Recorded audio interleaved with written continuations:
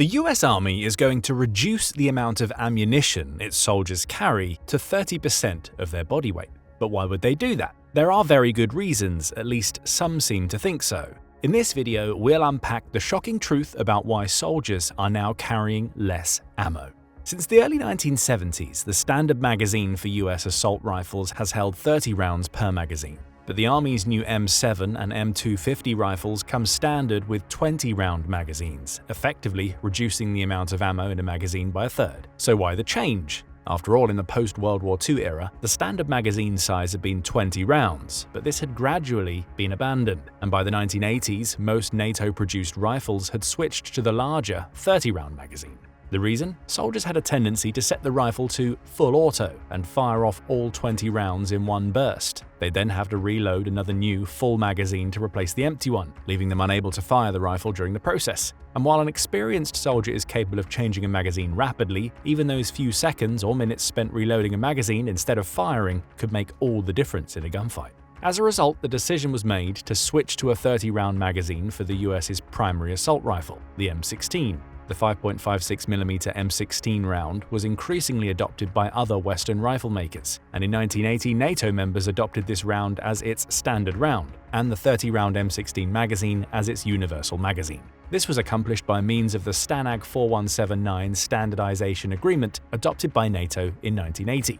Even the notorious Russian AK-47 was fitted with a 30-round magazine. Originally, the Soviets had equipped the gun with a 25-round magazine in a straight box magazine shape, but they ran into trouble due to the tapered nature of the 7.62 by 39mm round it uses. The solution was a curved magazine, which also allowed them to fit in an extra 5 rounds. So 30 rounds became more or less the universal standard for magazines. But why use 30 rounds? Why not 40, 50 or more? After all, non-standard 40, 50 or even 60-round magazines are available. Why not give soldiers as much critical ammo as possible? Well, when it comes to ammo and magazines, going for the maximum isn't necessarily a constructive move. In fact, the bigger the magazine, the more issues the size of the magazine itself can create. The main issue has to do with physics. Inside the magazine, rounds are loaded into the chamber by means of a spring. The more rounds you cram into a magazine, the harder the spring has to work to push the rounds into the chamber. To an extent, improvements in technology have enabled the production of stronger springs, reducing the strain. But the issue remains. Sooner or later, a magazine with a large number of rounds is going to jam or simply wear out, hardly ideal on the battlefield. Another major consideration is the size of the magazine. In many battlefield situations, soldiers are lying on the ground or in complex positions, with their rifles mounted and resting on the ground or other surfaces. The more rounds you try to fit in a magazine, the longer the magazine must be to accommodate them. But longer magazines can have a serious impact on the soldier's ability to effectively set up the rifle while in a prone position. The magazine needs to be the same length or shorter than the barrel and other parts of the rifle that protrude downwards, or it becomes increasingly difficult to balance the rifle effectively on the ground. In addition, magazines tend to take a lot more physical abuse on the battlefield than other equipment. That's because soldiers are often crouching low or crawling along the ground, exposing the magazine to scrapes, knocks, and dirt. The shorter the magazine, the less likely it is to be damaged in this way. So magazine manufacturers need to find the right balance between magazine length and capacity. One workaround has been the development of quad magazines, also known as casket magazines. These magazines, which are available, for example, in 40 and 60-round varieties for the A-15, contain 2 or 3 columns of rounds next to each other. So while the length remains the same as a 30-round magazine, the width is doubled or tripled. It's a neat solution, but not without major issues. The first has to do with complexity. Quad magazines require a much more complex design, which means more working parts and therefore more potential issues. That means compared to a standard, single-column 30-round magazine, quad magazines are much less reliable. The second issue has to do with weight, which also happens to be one of the major reasons for the current moves to reduce magazine capacity from 30 rounds down to 20. The fact is, soldiers already carry a huge load with them. Needless to say, carrying a mountain of equipment into battle can greatly hamper a soldier's mobility and speed in combat. In addition to weapons and ammunition, which we'll get to in a minute, the modern soldier is already heavily loaded with items like body armor, grenades, food and water, a poncho, a liner, plus personal items, a flashlight, night vision gear, and a medical kit. That's not to mention the batteries required to operate much of this gear. In addition, someone has to carry all the squad and platoon weapons, such as mortar rounds, AT-4 rockets, belts of ammunition for the squad's M249 machine gun, and the rapidly expended batteries for the squad's AN/PRC-117 radio. and that someone is the already overburdened soldier. It's no wonder then why soldiers are affectionately known as grunts. Of course, although it's estimated that the average weight carried by a soldier has roughly doubled since World War II, the overburdened soldier is hardly a modern phenomenon. In 107 BC, Roman general Gaius Marius ordered his soldiers to carry all their own gear, because he considered that the logistics tail trailing his troops was slowing down their advances too much. Centurions were loaded up with as many as 2 weeks of rations, a saw, a wicker basket, a shovel, a water skin, a sickle, and a pickaxe, as well as weapons, armor, and a shield. These legionnaires would march 20 miles a day with 80 pounds of gear, earning the nickname Marius's Mules. Things hadn't improved much by the Middle Ages. Imagine being a knight trying to mount your horse with full body armor weighing around 60 pounds on your back, plus your sword, lance, mace, and other weapons. Now imagine being the horse carrying the knight. Of course, heavy armor became redundant and disappeared with the advent of firearms with the power to pierce it. But the burden of wearing an iron suit was soon replaced by the weight of the ammunition for the firearms that soldiers now had to carry with them. In the American Civil War, a typical Union soldier was still lugging around 60 pounds of equipment, including a 10-pound musket. By World War II, an American soldier might be carrying as much as 75 pounds of gear, one of the primary reasons why so many wounded soldiers drowned during the D-Day landings in 1944. Now, you might think that the advent of modern technology like exoskeletons made from lightweight, high-tech materials would gradually lighten the grunt's load, but in reality, these new developments have likely made things worse. In 2016, the Marine Corps Times reported a new standard for strength and endurance, namely that the average Marine Corps infantry officer should be physically able to carry 152 pounds for 9 miles. That's over 1.5 times more than Marius's mules carried, and double that of a World War II Marine. That might sound extreme, but even official documents describe carrying 100 pounds as standard. And in reality, these are the kinds of weights that the modern soldier has to carry. Standard interceptor body armor weighs in at around 20 pounds, without additional elements to protect the neck, arms, groin, and shoulders. An M4 carbine and ammunition add roughly another 15 pounds. Add the other personal equipment like first aid kits and night vision goggles mentioned earlier, and you're already up to 70 pounds. Then there's the squad and platoon gear to consider. A single 60mm mortar round weighs 4 pounds, as does an AT-4 rocket. A belt of ammunition for the squad's M249 machine gun weighs 6 pounds. Batteries for the platoon's AN/PRC-117 radio weigh 4 pounds each, and the radio burns through them rapidly. That's why it's estimated that the average soldier goes into action with a hefty 20 pounds of batteries. Add it all up and the average soldier is easily carrying around 100 pounds of gear. Of course, the problem of overburdened soldiers has been well known for a couple of millennia, and the modern US Army, like many before it, does everything it can to reduce the load. It already makes everything out of lightweight but powerful materials like Kevlar and carbon fiber, leading to the widespread joke within the US military that a grunt carries 100 pounds of the lightest material possible.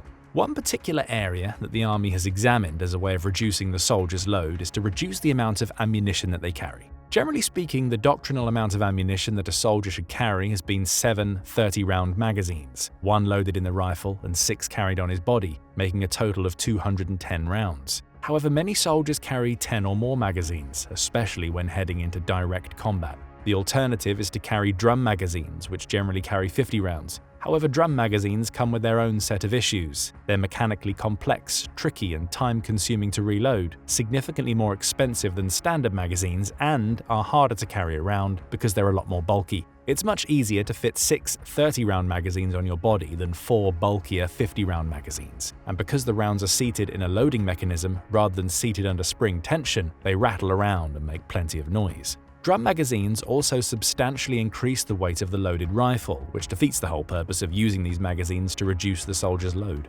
So with these practical, technical, size and weight considerations, 30-round magazines have been the sweet spot between ergonomics, size, cost, and reliability for decades, at least for the intermediate-sized 5.56 rounds used in combat rifles.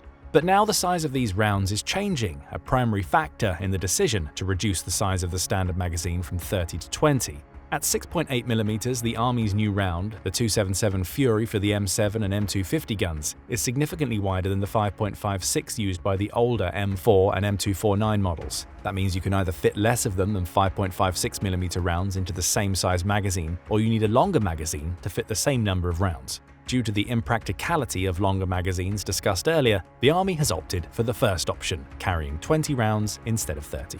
One might argue that the larger, heavier rounds will inflict greater damage, and thus you need less of them to inflict the same damage as the lighter rounds. This may be true, but the smaller magazines still leave soldiers with a double whammy. Not only will they be carrying a third less ammunition with them, 140 rounds in 7 magazines as opposed to 210, but the new magazines also weigh over 2 pounds more, with 7 magazines of 26.8mm rounds weighing around 9.8 pounds, as opposed to 7.4 pounds for 7 magazines of 5.56mm rounds. Some experts are concerned that although the technical improvements in the new M7 and M250 increase the lethality and efficiency of US soldiers, the reduction in ammunition to load into these rifles that they're able to carry with them might nullify these advantages or even leave soldiers worse off. Although it's extremely likely that any soldier in combat will want as much ammunition as possible at their disposal, there is an argument that when soldiers carry less ammunition, they are less likely to waste it or use it all up by means of indiscriminate fire.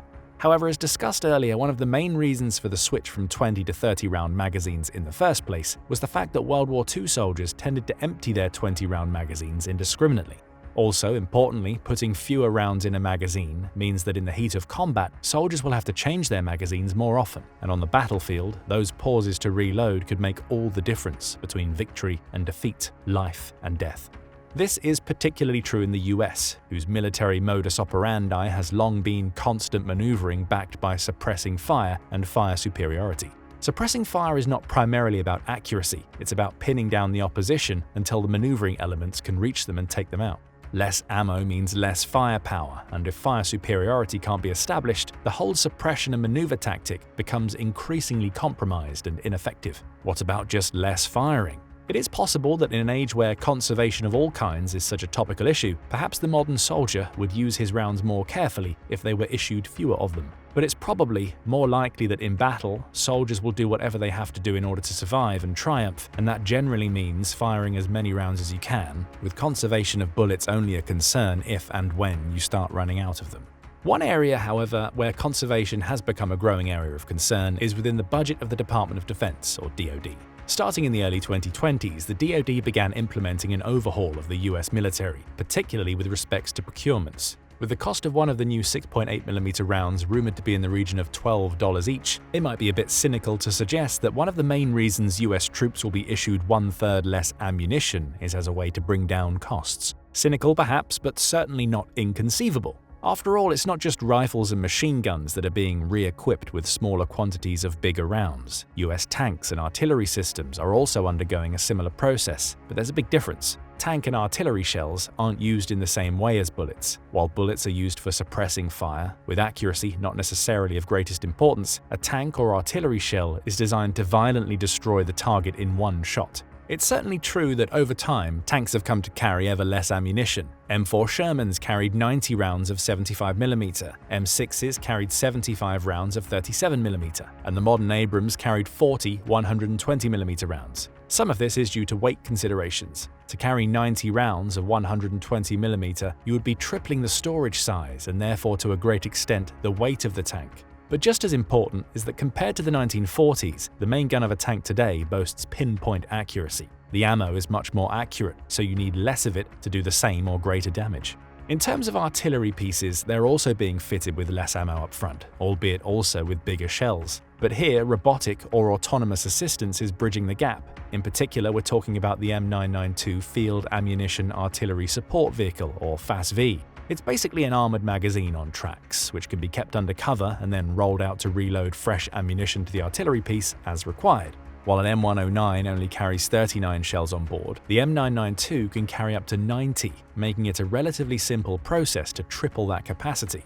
And much like with tanks, modern artillery is infinitely more accurate than even a couple of decades ago. Combined with the vast improvements in targeting and surveillance technologies available to the US Army today, you generally need significantly less artillery ammo to inflict the same or greater damage as before. So in terms of tank and artillery ammo, there's a strong case to be made for equipping them with heavier ammo but in smaller quantities. But is the same true for combat rifle ammunition? From an ergonomics perspective, the new 20-round magazines won't make much difference because they're basically the same size and length, but they do add another couple of pounds onto the load of the already heavily burdened soldiers. And as we've discussed, a 1/3 drop in the amount of ammo soldiers are able to carry with them threatens to disadvantage US soldiers on the battlefield in several critical ways. As the M7, M250 and other new advanced weapons using the new 6.8mm round rolls out, we'll soon find out. Now, what do you think? Will the effectiveness and destructive power of the new, heavier 6.8mm rounds adequately compensate for the smaller quantity of these rounds that soldiers are able to carry? Or will the dramatic 1/3 reduction in ammo expose US soldiers to unnecessary and avoidable situations on the battlefield? Please let us know your thoughts in the comments, and thank you, as always, for watching.